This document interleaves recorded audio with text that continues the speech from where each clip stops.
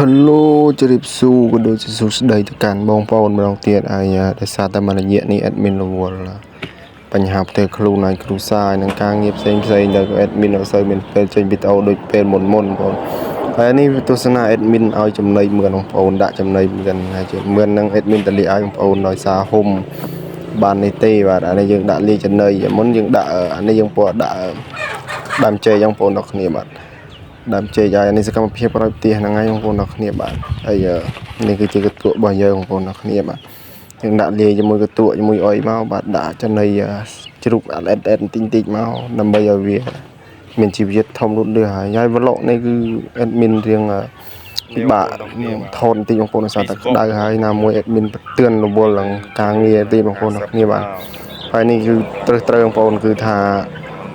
បាត់បង់ប្រហែលជា6ដល់7ក្បាលបងប្អូនគ្នាបាទដោយសារតែឈឺផងជើគ្នាងើបផងបងប្អូនគ្នានេះត្រង់នេះក្រោយទៀតមានបងប្អូនគឺសាមញ្ញធម្មតាបែបស្រកស្រែយើងហើយតិច admin នឹងបន្លាយទៅក្រោយឲ្យវែងហើយនឹងហើយបងប្អូនដល់គ្នាបាទហើយវីដេអូហ្នឹងគឺមិនសូវជាវែងទេខ្លីទេហើយ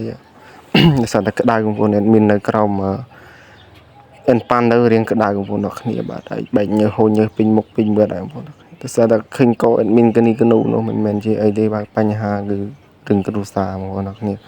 ហើយវីដេអូហ្នឹងគឺខ្ញុំចង់បង្ហាញអំពីសកម្មភាពដាក់ចំណីឲ្យមឿនហ្នឹងឯងបងប្អូនដល់គ្នាបាទហើយ